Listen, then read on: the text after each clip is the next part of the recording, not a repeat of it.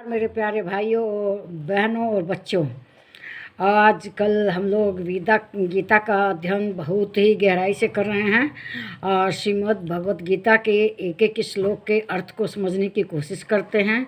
इसी क्रम में हम लोग आ गए हैं गीता के अध्याय 9 के श्लोक 25 पर, जिसमें कि श्री कृष्ण भगवान कहते हैं और बताते हैं अर्जुन से कि लोग मुझे फल फूल पत्र पानी आदि अर्पित करते हैं।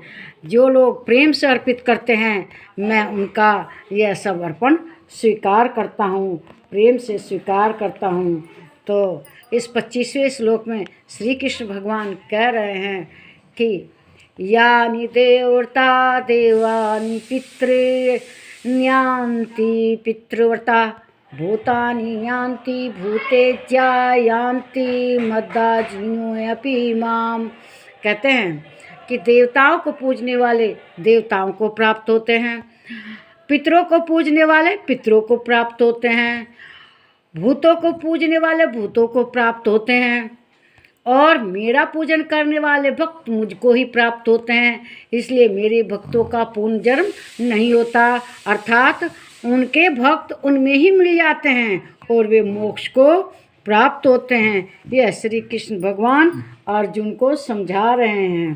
कहते हैं कि जो लोग पितृ को पूजेंगे तो पितृ बन जाएंगे और फिर उनके बच्चे लोग पितरों की पूजा करते हैं ना, उनकी पूजा करने लगेंगे।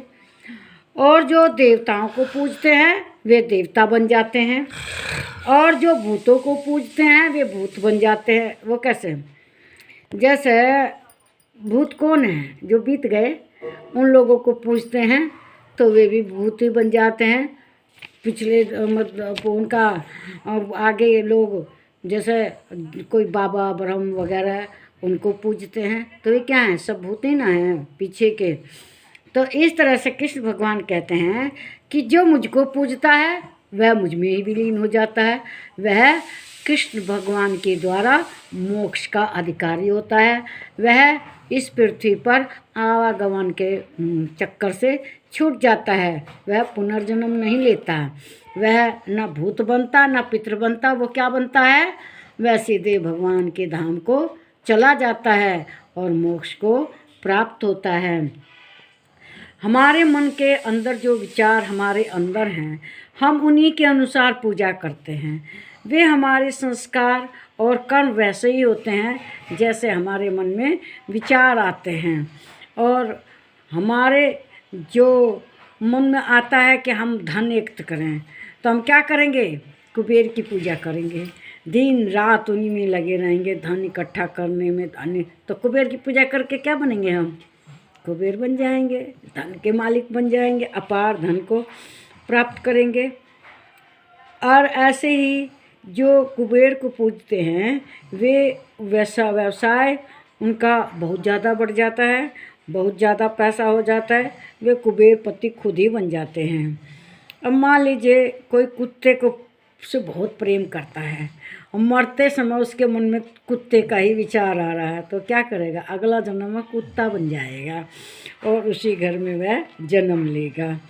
तो इस तरह से भविष्य में निश्चित है कि कुत्ते का ध्यान करने वाला कुत्ता ही बन जाएगा, वही रूप धारण कर लेगा कुत्ते वाला और उसके कई जन्म होंगे। और जो कृष्ण को पूजेंगे वे तो कृष्ण को ही प्राप्त कर लेंगे, वे माया मोह में नहीं फंसेंगे, वे भगवान को ही अपने सब कर्म अर्पण करेंगे।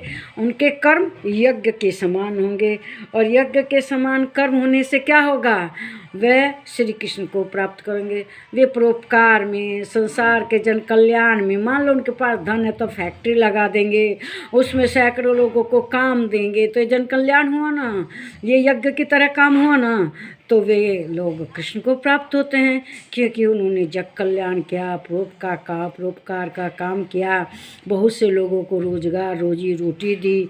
तो इससे श्री कृष्ण भगवान प्रसन्न होते हैं और हमें जीवन में ऐसे ही कार्य करने चाहिए यज्ञ के समान, जिससे श्री कृष्ण भगवान प्रसन्न हों और हमें मोक्ष देंगे। बाद में मोक्ष से इस पृथ्वी का आवागमन सब बंद हो जाएगा और हम लोग भगवान में ही लीन रहेंगे। इस वीडियो को लाइक कीजिए, शेयर कीजिए, इस पर कमेंट कीजिए, मेरे चैनल को सब्सक्राइब कीजिए। नमस्कार मेरे प्यारे भाइयों, बहनों और बच्चों।